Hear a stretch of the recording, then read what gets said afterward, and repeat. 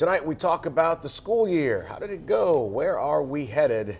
But we'll begin with a conversation about street racing. That's right, street racing. Roll it, Scott.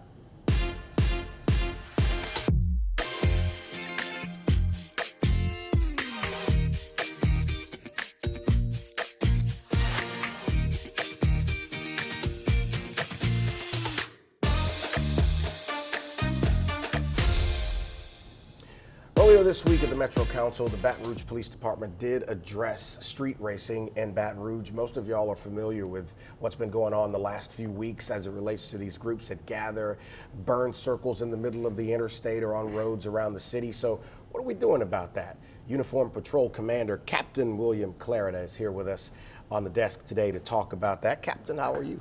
Doing well, sir. Thank you for having me. So Deputy Chief Troy Lawrence did go to the Metro Council this week to talk about how BRPD is going to be addressing the street racing. For people who didn't catch up to that or see the article in the newspaper, tell us what the strategy is.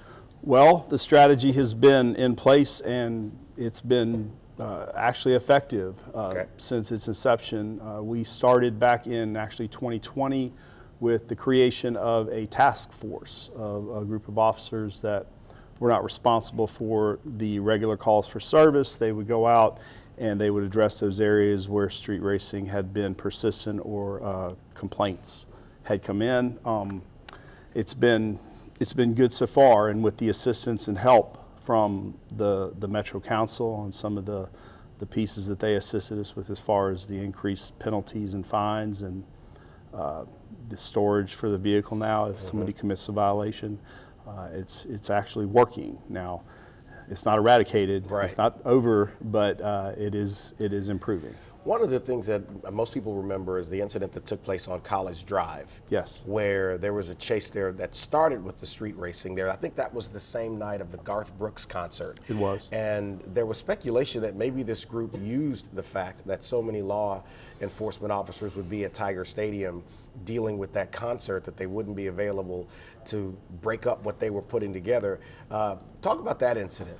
Well, and I mean, it is a little while now, but to recollection sake, they did pick a night that we would have been incredibly busy. As far as officers that would have been utilized for Garth Brooks, that would have been extra officers.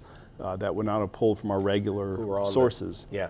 But what did occur is with the crowd, and when that lets out kind of like an LSU game, there are problems in other parts of the city that are adjacent to that, which is the same district in which they chose to do this at College and the interstate. So I don't know if they were that mindful to do that, but the end result was obviously is that it was a very busy night and that they took that opportunity to do what they did. So. You know, people don't realize how sophisticated this is. I mean, they've got social media pages that they use to tell everybody where they're going to be and the time and the whole thing. And this is a pretty big group that you've seen. You know, how large does this group look? It's really hard to get an account of the total number of members. I mean, if you drive around town, you can probably see some of the cars that have some of the stickers on them. Probably hear the car before you see it. Right. You know, I mean, you know, everybody loves a car that sounds fast and so forth, but you know, it's all on how you treat that. As far as the size of them, I can't give you an actual number. I do know that they're not just a local entity or problem. I do know that they have issues in our adjacent areas. Lafayette, I know New Orleans has a pretty big problem with it. And we have people coming in from not just adjacent cities in Louisiana, but from out of state as well to participate in these things. What happens if you catch someone if they're participating in that? I mean, what's the penalty against them? Well, the penalty got enhanced last year thanks to the Metro Council. Drag racing is not just two cars lining up to see who's faster now. It can include the tires being spun. It can include doing the donuts in the intersections. And now, if a spectator is present and participates in watching and being a part of that, they actually can be charged with the drag racing statute as well.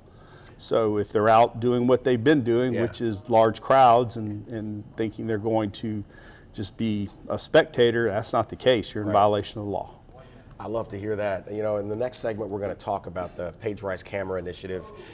As a Uniform Patrol Commander, you also are over the Real-Time Crime Center at Baton Rouge Police Department, and we'll get into some of that.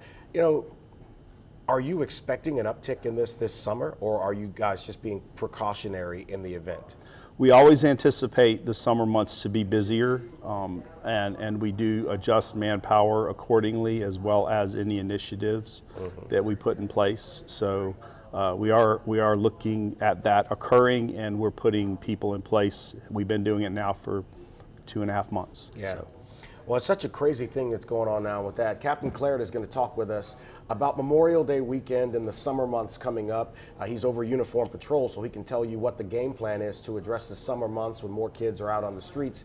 And speaking of kids being out on the streets, the school year is pretty much wrapping up. We'll talk with Adonica Duggan about how this year has gone and goals for the new school year. Back in just a moment.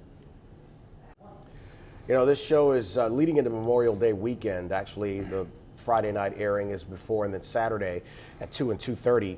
And this kind of kicks off the holiday season where we see spikes in crime across the country, not just here. Kids are out of school and have a little less to do during the day. Captain Clarida is back with us now. And I know going into this holiday season, strategically, you're always ready for more people to be moving around and the heat of the summer. Talk about it from your experience. What the best approach is to addressing the inevitable spike in crime during the summer? Well, first and foremost, we would hope that parents are mindful of where their young adults are and what they're doing, because we do tend to see an uptick in crime involving juveniles in the summer months because they are not in school. Also, just to be aware that, you know, we do have additional officers out at peak times. Right. That way we can address those problems that have been, you know, plaguing us in the past. That's one of the great things about the hotspot policing and some of those pieces where you get intelligence information that can lead you to know not exactly where, but a really good idea as to where something might occur in the time frame and the days of the week. So we do try to adjust manpower accordingly. And you know, that's one thing that I know that y'all have done is target these areas where crime has been at its hottest, and it has had an impact on violent crime for the most part. Although over the last few days we've seen a spike there, those come and go. But you guys are ready for the summer. As prepared as you can be. Like I said, we've been talking about this since February. All of our meetings that we have with the upper command staff and with some of the operational people have been, you know, kind of a reminder, hey, this is coming up. We've had some of the statisticians assist us in getting information as to the previous years where crimes have occurred, if there was an overlay where clusters have occurred, kind of like repeat areas. So all those things have been done. Like I said, as much as you can prep for it, we've prepped. Well, let's talk about the Paige Rice Camera Initiative. So obviously you're very aware of that. The Real-Time Crime Center was stood up at Baton Rouge Police Department about 3 years ago? March of 2020, so yes, sir, yeah, a little bit more. A little over 3 years ago. And the initiative, if you're not familiar with it, is something born out of the Law Enforcement and Criminal Justice Foundation. And we initially got a federal grant, because I'm on the board, and Captain Clarida is a part of that as well. Got a federal grant that allowed us to have residents in the community go online to solicit to get a camera if they live in a high crime area. BRPD or the Sheriff's Office would go out, do an assessment as to whether a camera can go there and where it would go if it can go out there.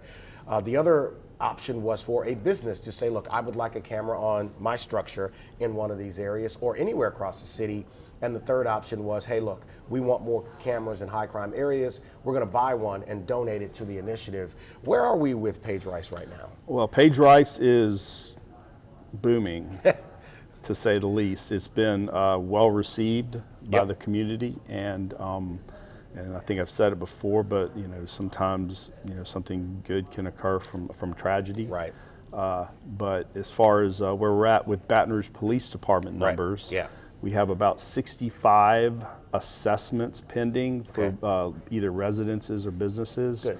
We have 47 assessments completed that have been submitted, means they got to be reviewed by the foundation.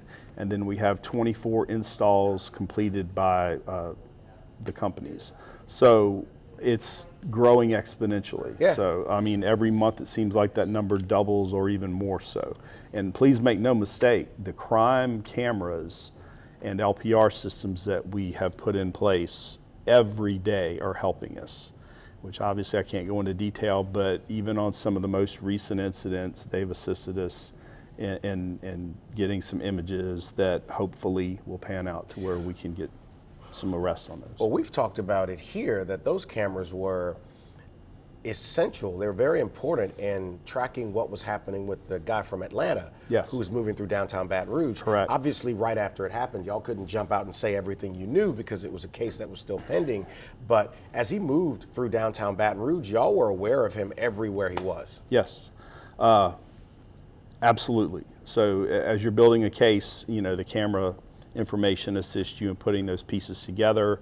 On that particular night, it showed to where he had left from and where he'd went to. Then we got witness information that assisted us in knowing kind of where he was at and where he left from there. And then even after the fact, when those questions started coming up as to where he was, we were able to put together some pieces with one of the crime cameras that Paige Rice assisted in getting a vehicle image.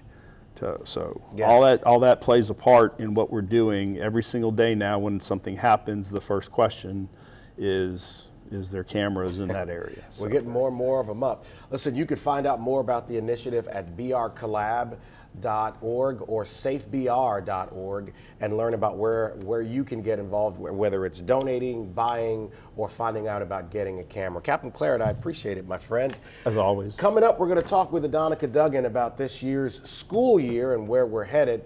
And I want to talk a little bit at the end of the show about the loss of an icon this week. Back in just a moment.